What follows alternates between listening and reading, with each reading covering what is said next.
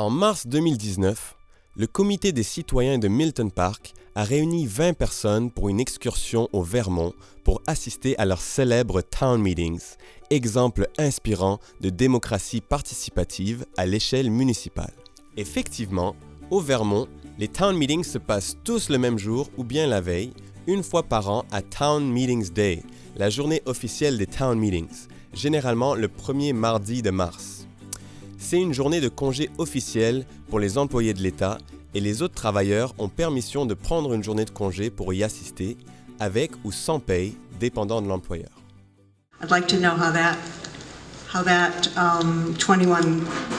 25,000 is assessed there. Expliquer les raisons derrière les demandes budgétaires des gouvernements locaux est donc la principale activité de ces réunions communautaires annuelles.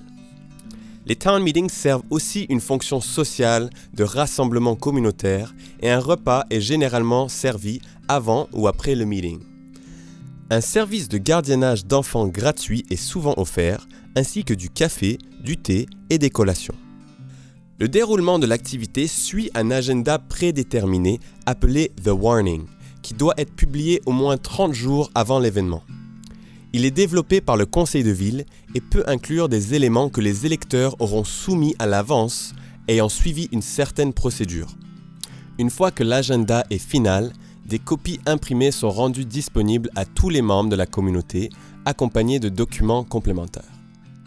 La modération du Town Meeting est faite par un modérateur bénévole, élu pour un mandat d'1 an et qui conduit la réunion avec la participation de quelques membres du conseil de ville. All in favor of the amendment to the amendment, say aye. Aye. All opposed, say nay. The ayes appear to have it. The ayes do have it. Certaines communautés décident tout par la technique on the floor, par laquelle ceux en faveur de la motion disent yay et ceux contre disent nay. Lorsqu'il est difficile de déterminer quel parti est majoritaire, un deuxième vote peut se faire à main levée. D'autres communautés utilisent plutôt le vote anonyme. Cependant, la majorité des Town Meetings utilisent une combinaison des deux méthodes de vote. Les électeurs présents au Town Meeting peuvent aussi voter sur des résolutions non contraignantes et se mettre d'accord sur certains éléments qui devront passer au vote lors du Town Meeting de l'année suivante. Les citoyens peuvent aussi s'exprimer sur des sujets qui les intéressent, qui ne peuvent pas être l'objet d'un vote, mais qui offrent néanmoins une direction à suivre pour l'administration. Ces sujets peuvent varier entre la qualité de vie, le prix des services publics, la sécurité ou encore le respect de l'environnement. Les Town Meetings offrent aussi une opportunité pour faire des annonces, reconnaître la contribution de membres de la communauté, ainsi qu'à inviter les citoyens à certains événements et opportunités de bénévolat.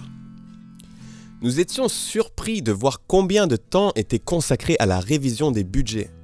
À certains des Town Meetings où nous étions, l'Assemblée a examiné en détail les sommes allouées aux salaires des fonctionnaires, à la réparation des rues, aux nouvelles constructions, aux services de pompiers et de police, aux événements culturels, aux bibliothèques et aux dons faits aux groupes communautaires par exemple. Les citoyens ne se contentaient pas de valider le budget. Ils posaient beaucoup de questions et décidaient parfois d'augmenter ou de diminuer certains montants. C'est certainement différent de ce qu'on connaît au Québec, où les citoyens sont rarement invités ne serait-ce qu'à commenter sur les budgets municipaux. Nous étions en somme très impressionnés par la civilité des interactions. Même si le modérateur avait insisté sur les comportements à encourager en début de séance, on pouvait sentir que les personnes présentes étaient des voisins et que c'était important pour eux de bien s'entendre.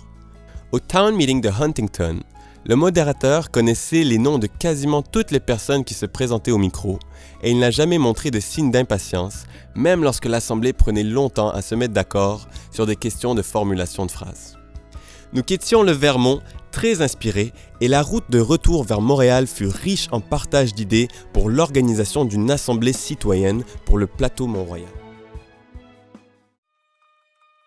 Le plateau étant un quartier cosmopolite, avec des populations aux réalités très diverses, les enjeux collectifs y sont complexes, ce qui nécessite d'autant plus une conversation publique saine et constructive. Les assemblées citoyennes offrent l'opportunité rêvée pour les habitants d'un quartier de se rencontrer et d'échanger sur les questions qui les affectent tous, et ce en présence de leurs élus. Impliquer davantage les citoyens dans la gestion de leur municipalité permet aux citoyens de mieux comprendre ces enjeux et permet d'offrir du support et un accompagnement précieux au travail des élus. En plus d'offrir une transparence budgétaire essentielle à la pratique d'une démocratie saine, les assemblées citoyennes sont des occasions en or pour créer des liens communautaires solides et enrichir grandement la vie de quartier.